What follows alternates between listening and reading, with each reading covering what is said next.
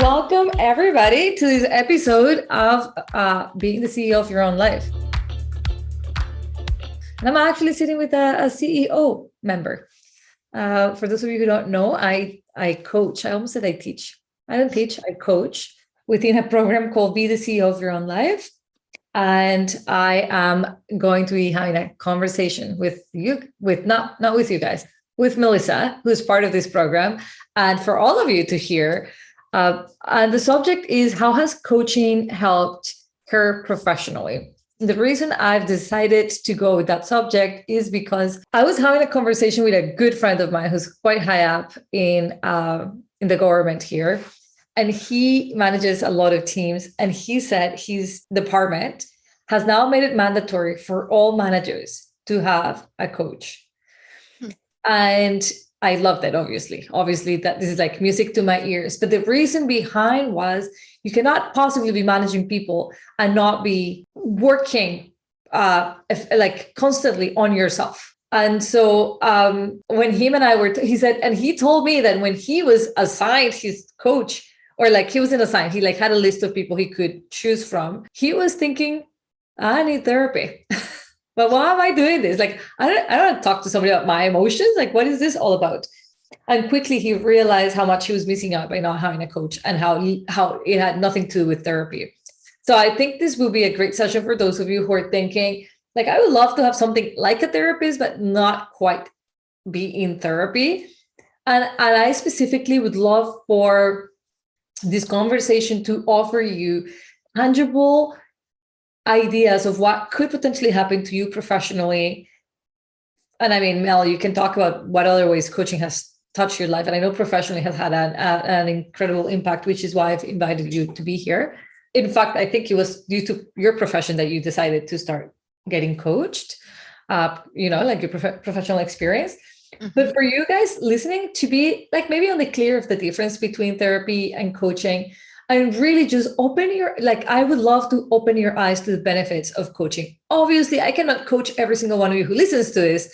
So it's not just even for you to come and work with me, but for you to like get curious about what the impact of coaching can be for you. So as Mel and I are talking, I would love for you guys to start thinking of like, what would that look like for me then? I know many of us are afraid of maybe opening those doors of coaching and somebody like looking into our brains, into our thoughts, but it's more than that. And I think we're about to explain that to you guys. So I am ready to dive into this conversation with you, Mel. Thank you so much for coming. As I said, I am here with one of my coaching clients. Her name is Melanie. There is a Melanie. There's too many M's in my coaching program. That's right. I know it's confusing. Sometimes I feel the same way. It's like, which one am I going to call today? It's confusing for my brain. So Melissa Hewitt, and she's here in Ottawa as well as where I am. And Mel, I've been coaching you for, I want to say 3 years, 2.5 years. Yeah, I think it is. So I think we're in our third year now. So we started with private coaching, and then I did CEO last year, and now I'm in CEO again this year. So we're working on 3 years now. Yes. Thankfully. Yeah, it's amazing. And I think that's one of the differences between therapy and coaching. When you're in therapy for 3 years, you're like, man, I have issues. I've had 3 years worth of issues in my mind. Whereas in coaching, how do you feel about that perception? Like you said, thankfully, like tell me a little bit about that. Yeah, well, I've done both, to be honest with you. So I've done therapy for more traumatic, situations that you were trying to get through, or something that was more acute in general. And then that really kind of led me to coaching, which was more, it wasn't about dealing with necessarily difficult issues in my life. It was about dealing with the way that I approach issues and the way that I approach success, and trying to do the things and get the things that I want to do. So I've been successful. I've done all those hard things, but at what cost, right? And how much have I beat myself up along the way, and just tearing a strip off yourself almost every time you succeed at something. Like, there is a cost to it. So coaching was really about how do I get the best out of me without having to torture myself, really, right? And without having to constantly have negative thinking be the thing that propels you or that gives you that energy. And so I see therapy is really something to address an acute issue, whereas coaching is about sort of being the better of you, right? The better part of you and letting those things shine. So I think there's a time and place for both. For me, coaching, now that I've been doing it for 3 years, I honestly can't see giving it up. Therapy is something that I wouldn't want to be in for 3 years. And you hope that it's, a period of time and you get over it. But coaching is really about getting out of my own way. If that resonates at all. And really kind of just making things you can get all the same things and have all the same success without feeling like a piece of yourself is taken every time that you do that, right? Wow, I love that. A piece of yourself has been taken. That is the cost. For you, that has been the cost. And I know, Mel, you're not alone. Like, I know many people listening to this will feel that they also succeed or have succeeded, but at a really high cost of losing a part of their mind, part of their well-being or balance or like integrity, even in some cases, right? We just like are so willing to give in. So that, I think that was a good opening statement when you say, I've been in coaching for 3.5 years, thankfully. Whereas like, I think, yeah, same. If I had done therapy for 3 years, I would have been like, and is it over yet? And that's terrifying. Yeah, I was like, wow, I've got a little bit of trauma to deal with. Therapy, for those of you listening, it aims to heal, really, and it is therapeutic for a reason. So it would be like you broke a leg and you go see the doctor and you're going to be on a cast for some time, but you're not supposed to have the cast forever, right? Like that's sort of like the view in therapy. You can come and go as needed. I highly recommend everybody to go to therapy at least once in their lifetime, because we all have a past and we all kind of have things that we can heal about. You can heal. Therapy is about the past, right? Like, so you mentioned like, things, traumas, like things that normally at some point we're like, this keeps coming back into my life. I better deal with it. So therapy will be phenomenal for it. Is how I've used therapy in my life to heal things from the past. And it's how I think I'm sane today. Why I think I'm sane, right? But I don't miss, or I don't feel like, oh, I can't wait to talk to my therapist anymore. But there was a time where I was like, every week I was really looking forward to those sessions because I was just putting a piece together of who I was and why, like how things had affected me. Now, coaching, present, future. And I think that's what's fun about coaching. It reminds you that you're in charge of your future. And this is like the kind of work that we begin to do. And like you, I almost wear like a badge of honor, Mel. Like I've been coached for the last 10 years. And I only noticed that recently when I was giving this talk to somebody, to an organization. And I was like, oh my God, 10 years. Yes, man. Like I just love that I've been coached for 10 years because I tell you, Coach Olga, like the Olga has been coached for 10 years. It's so much. I can only imagine how not far I would have gotten without that. Like, I mean, I was always going to walk far, but having that under my belt with me, walking this path with a coach has been like infinitely more enriching, I think, for my life. And I fast forward that. So I'm excited to, like, I wear as a batch of like 10 years.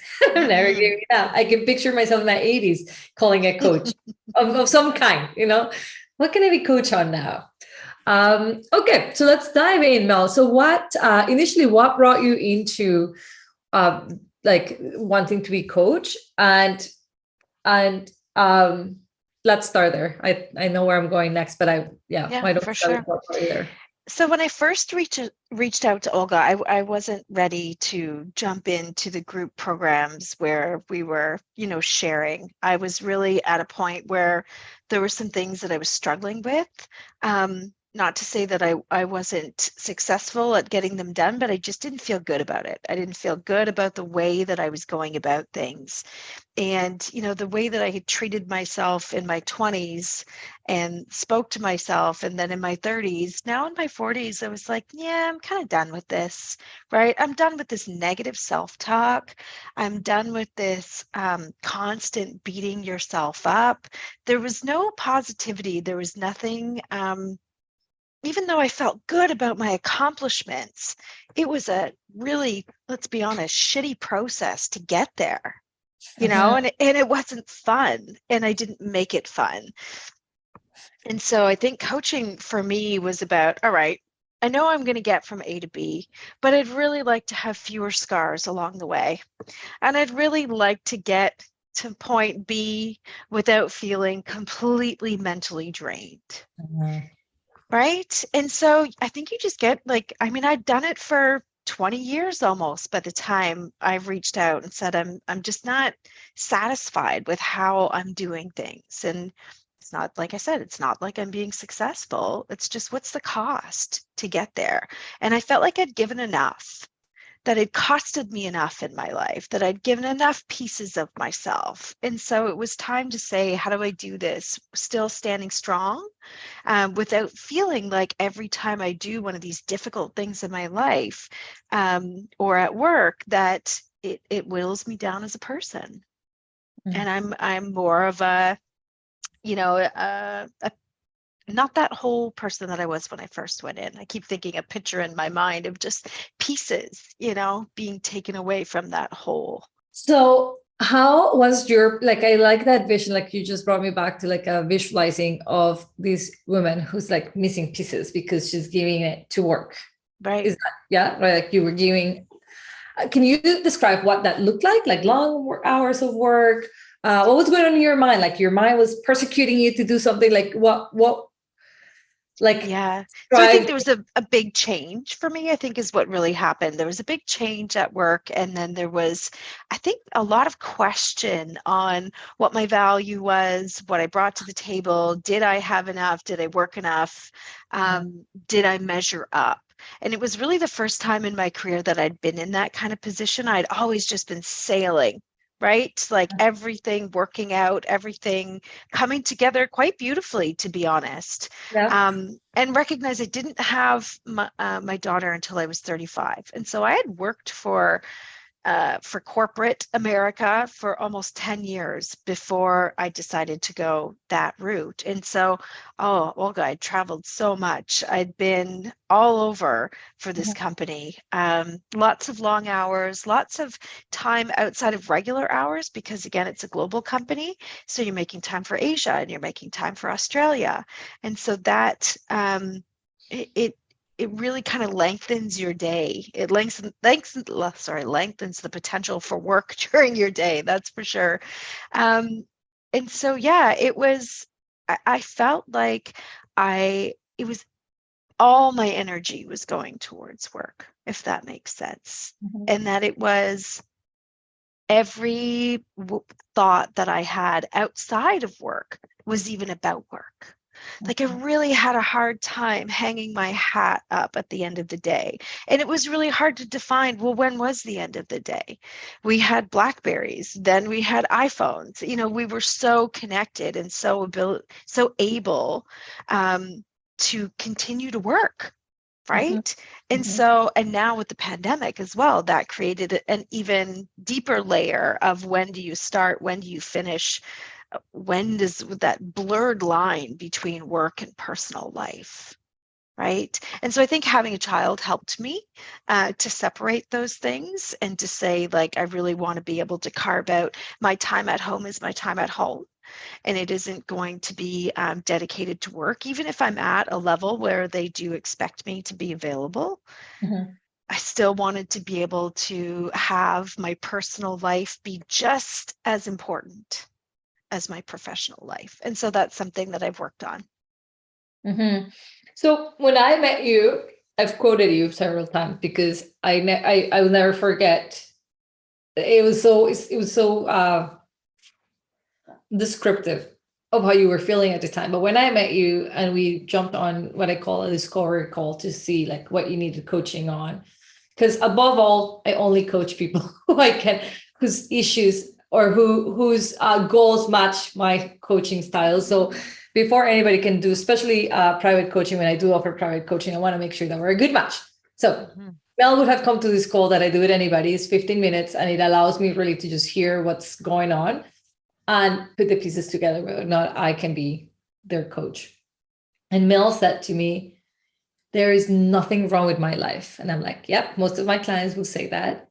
I have a great marriage. I love my kid. I love my family home. I love my job. I get paid good money. I just feel good. Life is good.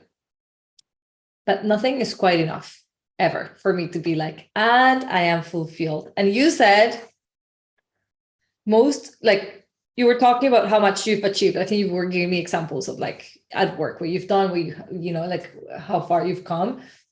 And you said, but throughout all of my life, so you were even referring as a student because you gave me examples. Throughout all of my life, I've beat myself up to success. Mm-hmm. And I sort of visualize you with a baseball bat, just beating yourself up, like, let's go. You gotta move up. Do you want to with the fire behind me? The fire, and then you're like, oh, I think many of us say things like, you know, I do best under pressure. Like that would be an equivalent of beating yourself up to success, right? Like only when it's all coming down to like, it's gotta happen now. You feel a lot of stress and a lot of, do you produce? It doesn't have to be that way. And that's what coaching is so incredible for, because it really helps us like put things in perspective, slow down, have a strategy, have a plan, not missed on our family supper. Like, you know, all of that can happen. We actually have a lot more resources and time than we think we do when we start talking about it. But Mel, what was going on in your mind throughout? Like, what do you think are the thoughts or what was the thinking that just made you truly have that attitude of like beating yourself up to success? Because it's what I experienced growing up, to be honest with you. There wasn't a lot of positive reinforcement. It was about negative conditioning to make sure that you didn't repeat the same mistakes, right? I'll be really honest about that. And so I think that just formed my way of thinking in general of expect the worst. But don't even hope for the best. Like it was too risky to even hope for the best, right? So just expect the worst, but I always had the motivation to try and do my best. So that it didn't stop me from trying, but I was almost surprised when things would go well, right? And I'd get a good grade or, you know, getting the job that I did at a university. Like those things would almost shock me. But then if you look back and you think about it, you're like, well, no, you set yourself up for that, right? That wasn't just something that, absolutely, that didn't just fall into my lap. But I had spent my younger years proving people wrong and proving them that I was better than what they thought I was. And I got to a certain point in my life where I had proved everybody wrong. I had done all that. I had made it. Now people had faith in me and people believed in me, and I had to prove them right. And wow, is that ever a change of thought process for me?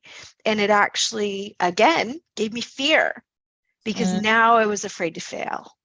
And it led to a whole different set of limiting beliefs and patterns, I would say. But it was a big shift for me to go from, you can't do this, you're never going to do this, to, of course she can. She's diamond in the rough. Show us what you can do. And yeah, that was a lot of pressure, Olga. And so I wanted to perform. And the only way I knew how was to, you know, with a whip and with a ball and chain, you know, and to be that negative voice in the back of my head that was like, you need to do more. You haven't done enough. You need to try harder. You need to do better.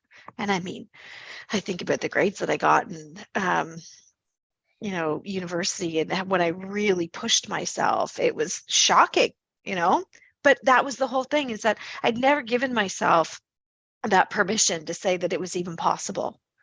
Right. And so now it's all about, oh, wow, taking things from a very different perspective and saying, well, why can't I? Why can't I? Of course, I've been able to do everything else. So why can't I? Very different than you better, or else you're going to be a failure. Everyone's going to know you were a fraud. And feeling that imposter syndrome, feeling like I always was living up to something that maybe I didn't even believe I was myself. Right. And having to accept that, again, no, these things didn't just fall into my lap. I worked hard for them. And maybe I wasn't willing to give myself the credit for the hard work. But I was certainly willing to be the critic. Right. And and I mean, your mind was convinced that that was the way. That was the way right. to improve, was like be as critical as you can of yourself, and then you will succeed. And the truth is, it brought you success. So it's a fine line, right? Like, because then you're like, but why would I stop doing the thing that is working? Because it doesn't feel good. And for those of you listening, one of the things Mel is saying that is very important for you to hear is the not enoughness. No matter how hard she worked, if she did get the results, then her brain will jump into like, oh, that was a fluke. Not even allowing you to celebrate, like, well, you worked so hard. You beat yourself so hard that here we are, right? And so by the time I got you, you were at least aware. You got places because of your own effort, but maybe not the best of means. And here's the fallacy that we all have in our brains. Once you believe that train of thought that I must be harsh on myself and critical and mean so that I succeed, you've become a bully to yourself. And the brain now thinks that it is the bullying that got you the success. That's right. But it was the effort that got you to success, except that it was an unmeasured amount of effort. So of course it was going to bring you success. But when it is that unmeasured, it creeps into all areas of your life, like so into your marriage, into your home. And that's when we see people without any balance and they're just succeeding at one thing. Mm-hmm. And I'm from the train of thought that we can succeed at all the things that we do if we can put the effort, but also have those measures, right? Like I call them boundaries, like that measurement of like, how long have I done this? And what goes on inside your brain, you guys, you're the most influential person you talk to because you hear yourself every day. All day.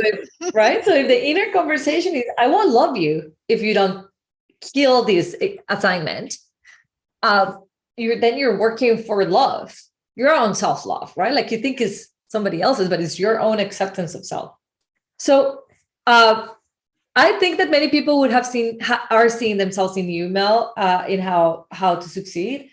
I want to know then what has been the shift for you. It's like there was a voice in your mind, like you knew, because also if you're a hard worker, you know that you can do better, right? So I possibly came into your life as you were trying to do better, but you were like, but not at this cost. Now you wanted to work smart.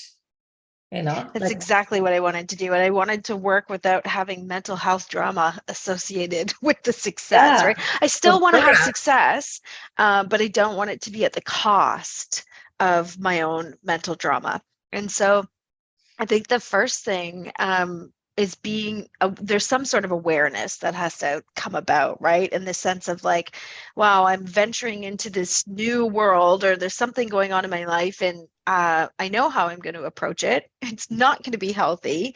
And so is there a different way that I can do that? And so that's when I reached out and said, like, again, yeah, my life is great. I'm not here to talk about how terrible things are or changes that I want to make. It's about feeling good about myself while I continue to try and succeed. Mm-hmm. And, I don't want to stop. I don't want to stop growing. I don't want to stop trying for things, but it gets harder and harder.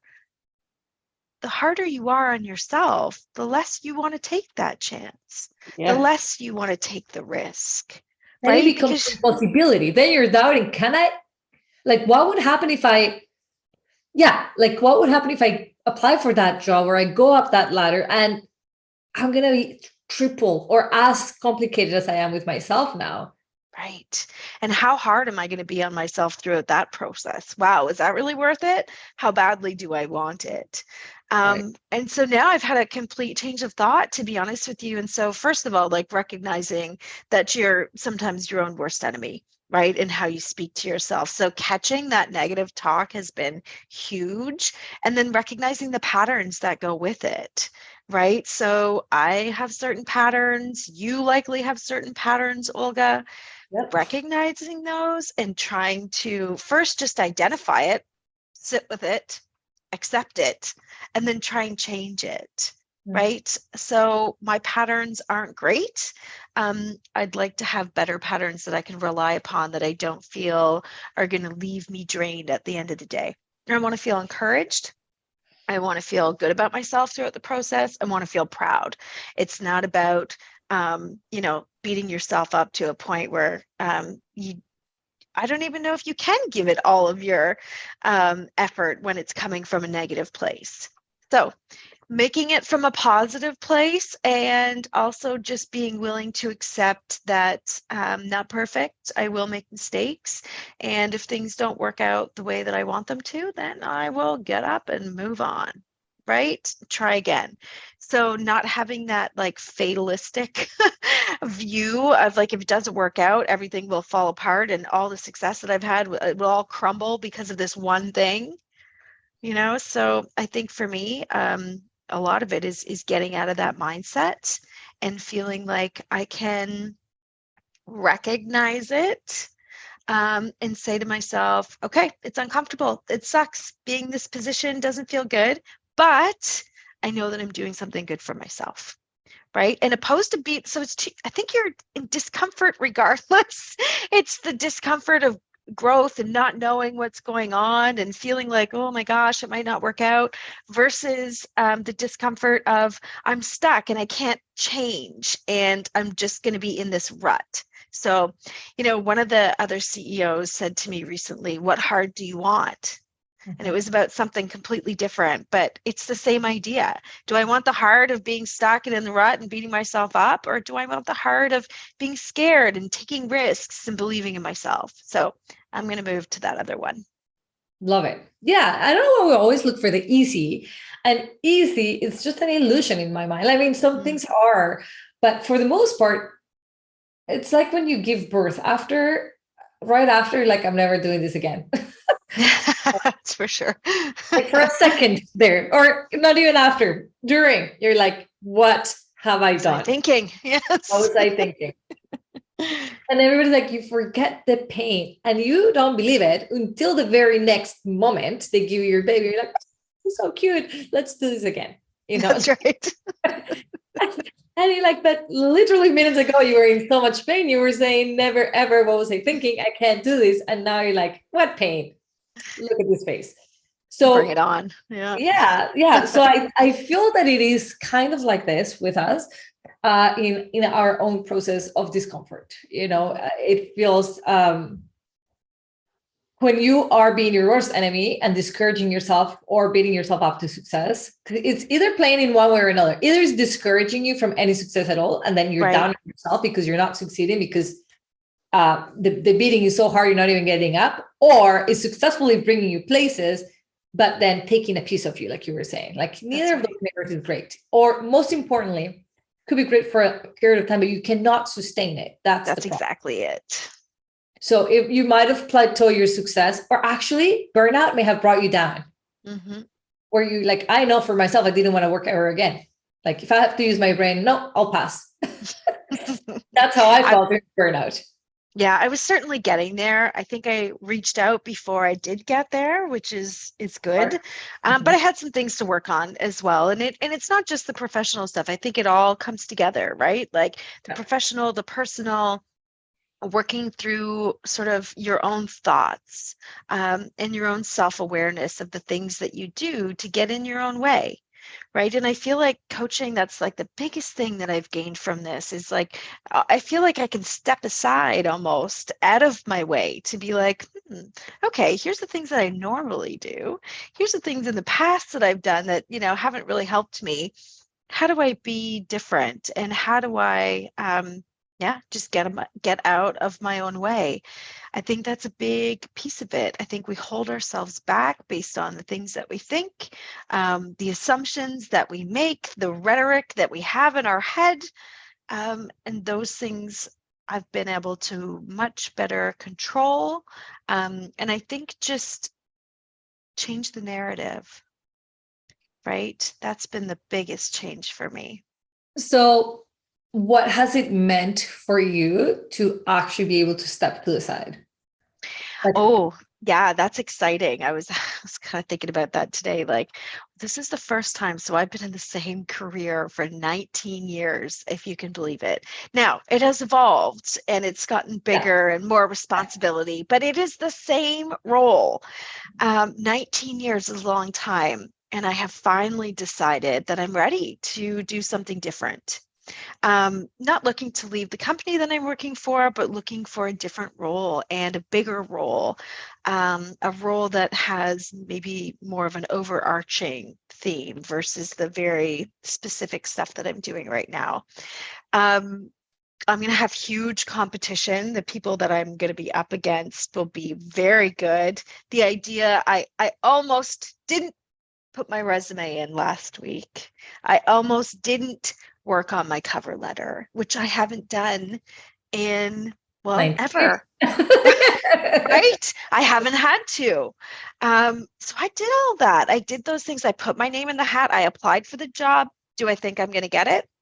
No, I don't, just based on some of the things that are required from the position. But at the same time, it made me realize that I'm flexing my muscles in areas that I haven't done in quite a while. I will likely get an interview and I will be able to flex some of those muscles as well and just get comfortable in this environment of you don't know, but you are going to put your name in the hat and you're going to take those chances and you're not going to be afraid to take the risk, even just to put your name in there. I haven't done it. I haven't done it the entire time. I've been offered different jobs many times and I've turned them all down. So this is a huge change for me after 19 years, Olga. That's huge. So, what I'm hearing you say is that you have developed some level of comfort in potentially failing, That's right. which is very hard. Tall order for you because I know in the past you would have never. If you, like you would have, but you would have done it knowing that if you fail, this is going to be devastating to you. That's right. And that's the piece that I'm detaching from right now. So in the past, I probably wouldn't have applied because I would have said, well, I don't qualify for this and I don't have this requirement and I'm really not willing to do this. And I would have just talked myself out of it. And I almost did that here. But then having that thought of like, well, you don't know what's going to happen. And who's to say that I wouldn't be the best person for that position? It just is, it's allowing me to think of things that I wouldn't have even given myself permission in the past to think of because I was too afraid that it wouldn't work out. And so now I'm like, okay, I'm comfortable enough in my own skin that I can risk failing, that I can risk not getting this because I've learned through coaching that none of that defines me. None of my accomplishments, none of those things define me. As sometimes I wish that they do because I'm proud of them and Yeah. because I think highly of them.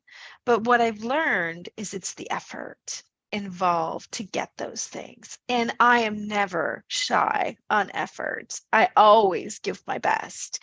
And so if I look at life that way, professional, personal, however, I'm just going to show up and I'm going to show up with my best self. And if it doesn't meet the criteria, oh well, I move on. Doesn't define me. The failure or the success doesn't define me. And so it's kind of giving up a little bit of that ego at the same time, right? And it's fascinating for me to hear this because I know the listeners are just probably listening to you say like, oh, she was probably always this confident.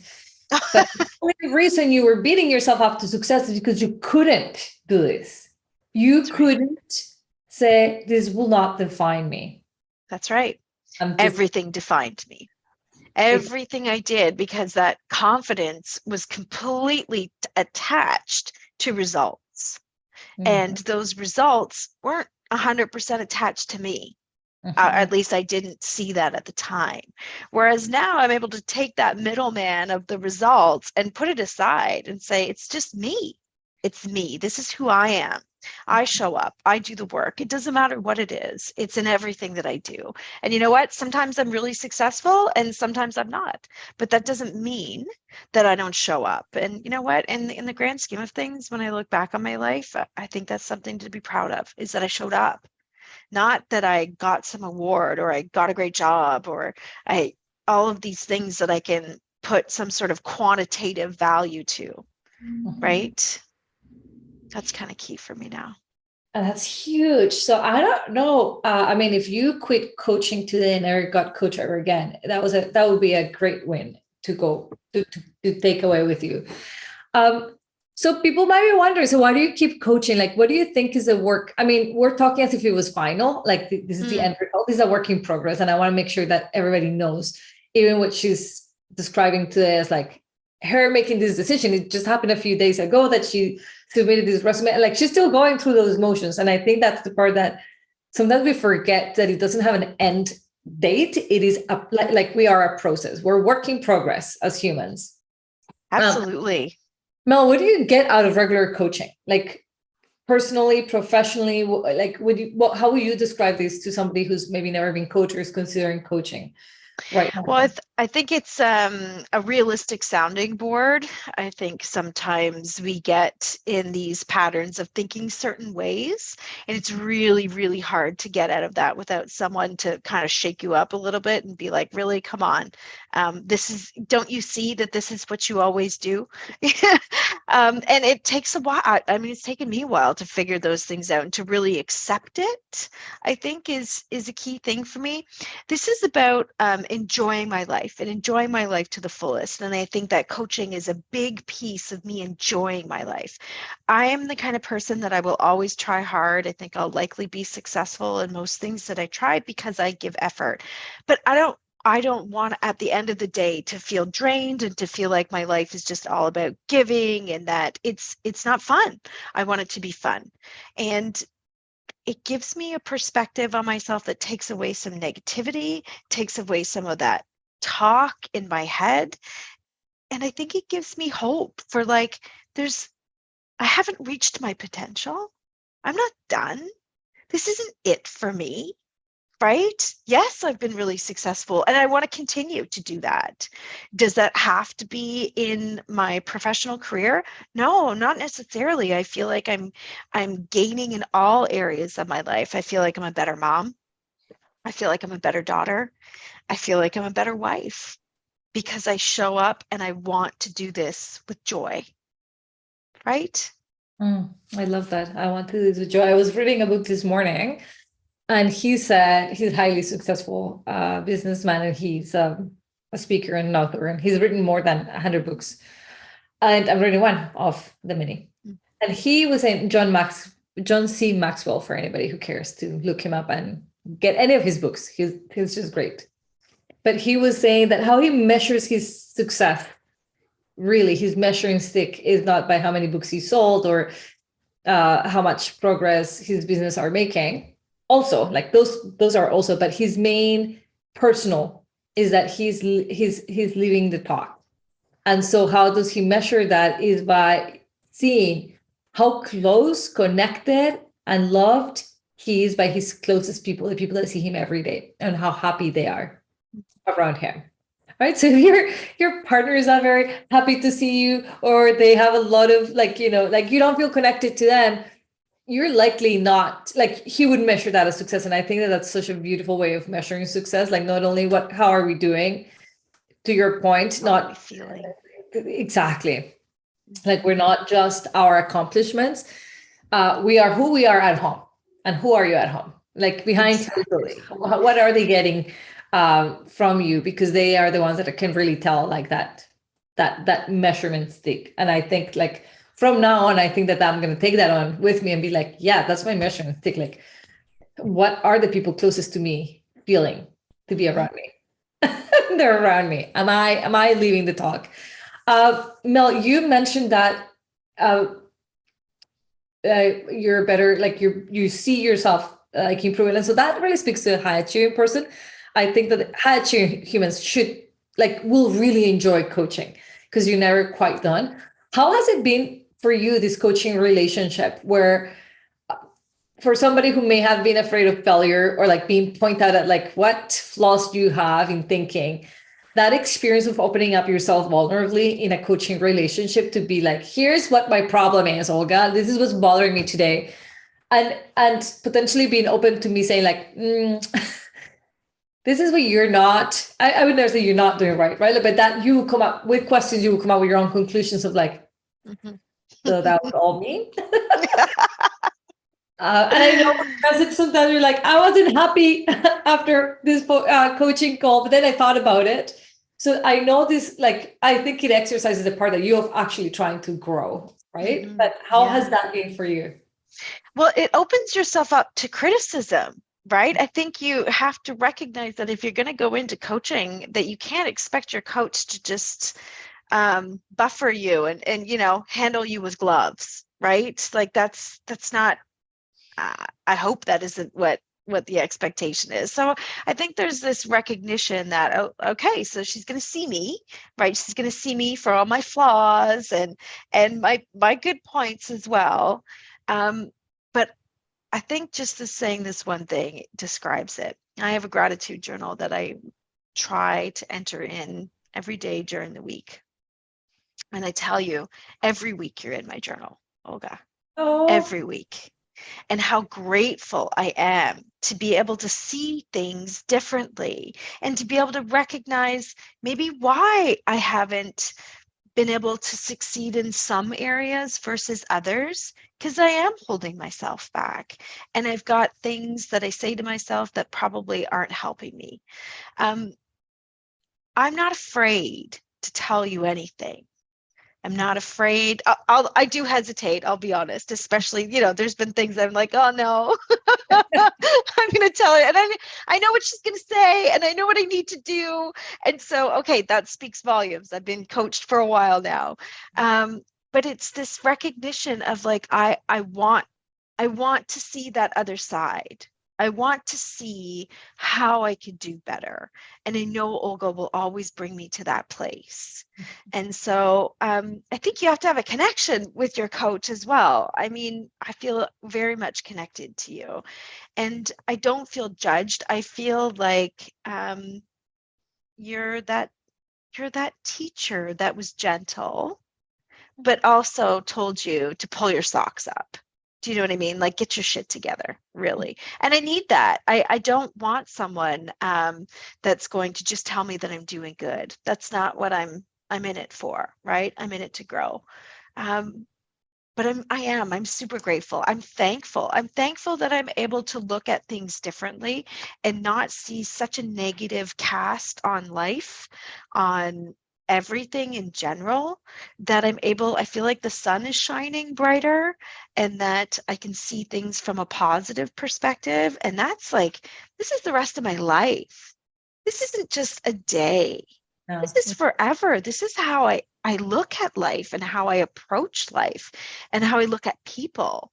Like, I don't think there's anything more powerful that you can do with your life than to try and look inside and see how maybe you could do better, right? And not better for anybody else. It's not about anybody else. It's about you and how you can do better for you and how you can live life with more joy, but like internal joy, not all the external factors of your life. It's like really feeling good about what you're doing and who you are and what you bring to the table. I feel so much stronger about that now than I ever have.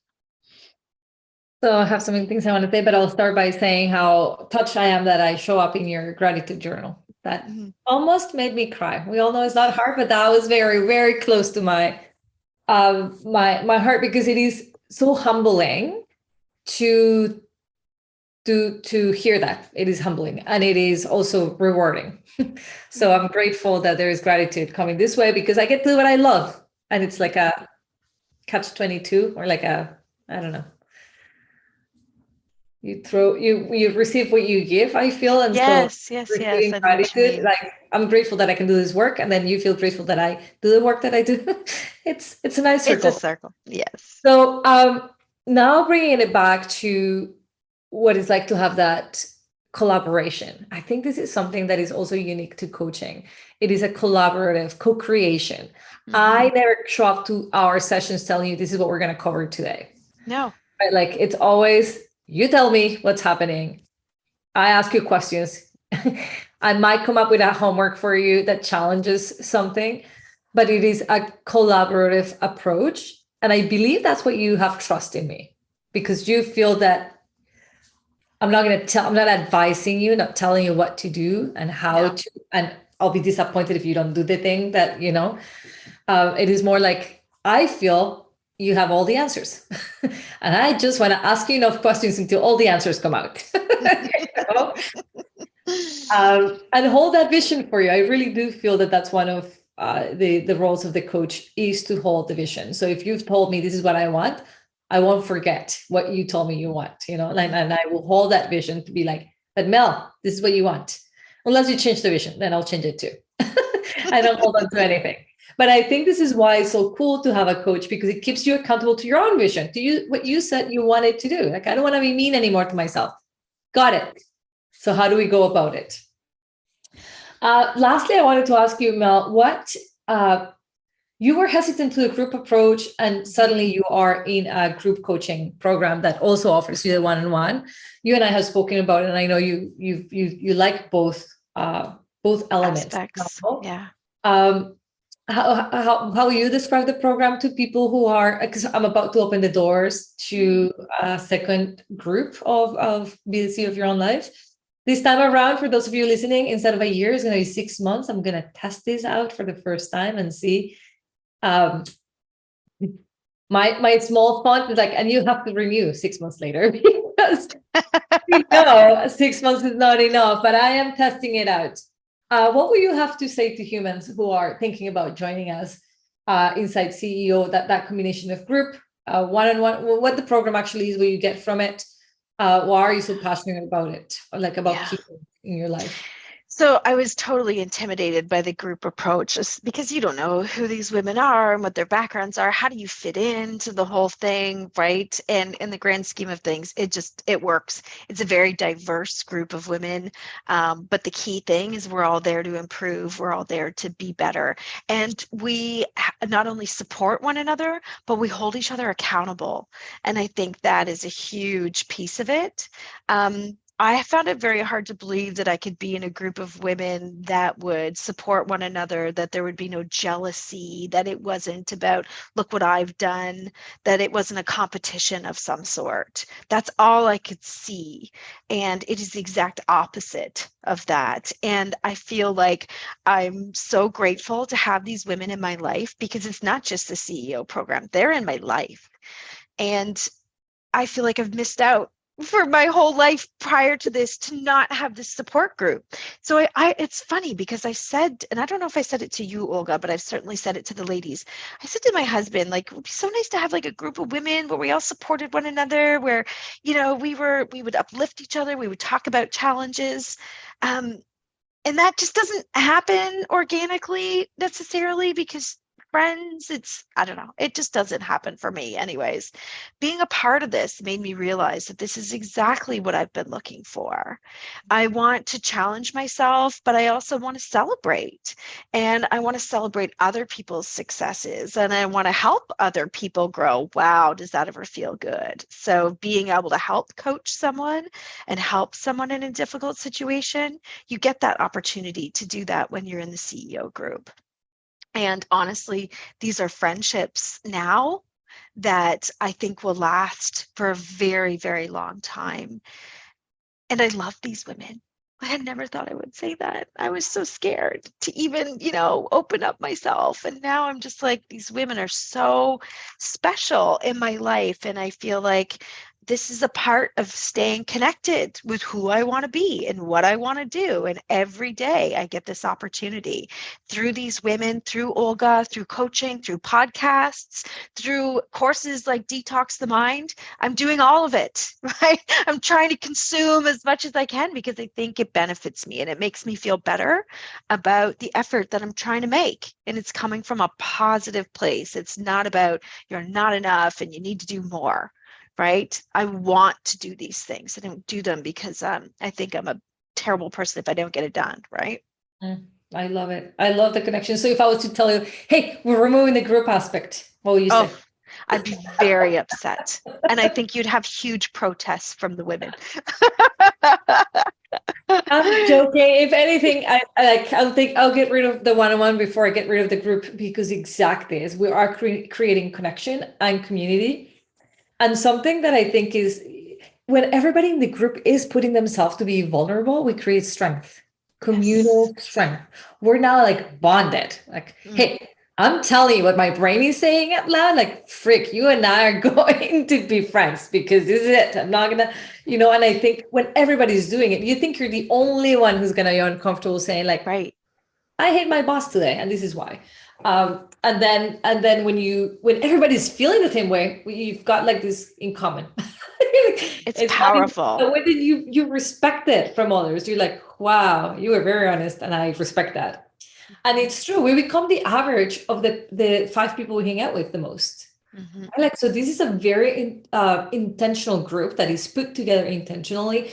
Those of you who are listening to this and you're like, oh, I want to be with like women who are really like women empowering women and who want to get out of their own ways collectively. What would happen to me if I was spending, 6 months out of my life influenced by these women? Like, what will be the impact of that in my life? And then a coach.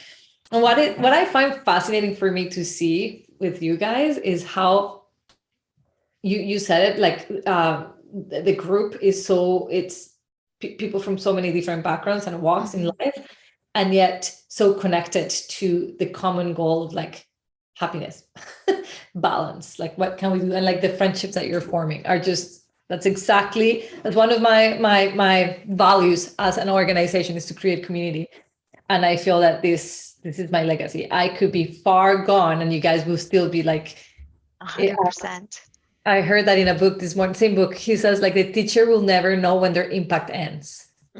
So true. So true. It's so much fun, right? Like, you just know the impact of your words or that friendship, like how long that's going to live. Like, the friendship might end, but the impact of it might continue on, right? Like, that's so powerful. Absolutely. So for everybody listening, this is one of the examples that you can sort of hear and tangibly see and sort of picture yourself of what happens when you decide to be in a coaching group, specifically in one that combines group and individual sessions. I think I did that very purposely. I collected data for a while, and I saw that my clients who were doing the best were having the combination of one-on-one and group. I likely will, unless data shows me otherwise, I would likely never stop doing this intentionally of that combination, because it's what specifically women do best with. And the doors are going to be open to you guys all of July. We get started with a new program the end of August, and we're going to go until the end of January. So 6 months of 3 calls. We get 3 group calls a month. And then you also get one-on-ones with me every month. And you get the community, all of these ladies. I'm actually going to connect all of you in some, so that it's a larger group. And it's fun. I swear to God, life coaching can be fun. It is. I attest to that 100%. We have lots of fun. Yeah. And we grow, which is the best part. Like, by the end of those, of that time together, you will feel and you will see the growth. Mel, one last question. How will people at work will describe you now versus, like, do you think, without them knowing that you're in coaching, do you think that they could perceive changes in you? Oh, 100%. So I think I don't have the same up and down, being volatile. I think would probably be like, I'm much more even keeled. And even my manager has said to me, oh, it's really good you have this coach. She's really helping. And so, because I'll explain my thought process to him, right? And where I started versus where I ended. And you usually come into that conversation, Olga. So that speaks volumes. Even my manager is grateful for you. So there we go. Like, I can finally manage. Right. She gets out of her own way. God, here we go. And so that's my last point to everybody listening, is sometimes you might think it's selfish to just focus on you. I know I had those thoughts, like, coaching is never free. It is an expense. It's an investment. The way I look at it is not like my car is an expense. My coaching is an investment. And one of the things I think is important to highlight, and you can argue with me if you don't agree, but you just mentioned how other people benefit from you being coach, right? Like your boss is thankful for my existence. That's right. Their husbands that are thankful, or the children, or somebody else, they're like, thank God somebody's got this person's brain under control. It's always so helpful to everybody else. I know I'm at my best when I'm being coached in all areas of my life. And like my husband would probably never say, what, you're spending money on coaching again? He's like, do it. And yoga. I'm allowed to do both things all the time, no matter what. Mel, thank you so much for your time. You're welcome. It has been my pleasure to do this podcast with you and to share my experience, because I certainly think that other women could absolutely benefit just the same way I have. Yeah. Thank you. If you guys want to get a hold of Mel, ask you any questions, they can. Yeah, absolutely. 100%. All right. We'll have a contact info for Mel in show notes, and you guys can just, sometimes we want testimonials personally. Yeah, reach out. Yeah. All right. Thank you so much. See you guys next Monday. Bye, Mel. Are you a high achieving woman who struggles with self-criticism, constantly questioning your worth and abilities? Imagine a life where you break free from the chains of self-doubt and step into the unshakable self-confidence that is within you. It's time to detox your mind and unleash your true potential, my friend. Introducing Detox the Mind from self-critical to self-confident. It is back. This is a transformative live 5-day workshop designed exclusively for high-achieving women like you. Join us for this empowering journey from June 19th until the 23rd at noon Eastern Time, where you will discover practical strategies to silence your inner critic, cultivate self-compassion, and unlock newfound confidence that propels you towards success. Through engaging exercises, guided meditations, interactive discussions, you will gain invaluable insights, including techniques to identify and challenge the self-limiting beliefs that hold you back, tools to develop a positive and empowering self-talk, practices for cultivating self-compassion and nurturing a kind of relationship with yourself, strategies to embrace failures as learning opportunities and bounce back stronger, mindfulness exercises. You will have your own workbook to work along. And this is all going to be led by me. And you're going to be surrounded by a very supportive community of like-minded women. Best part, all of this is for $97.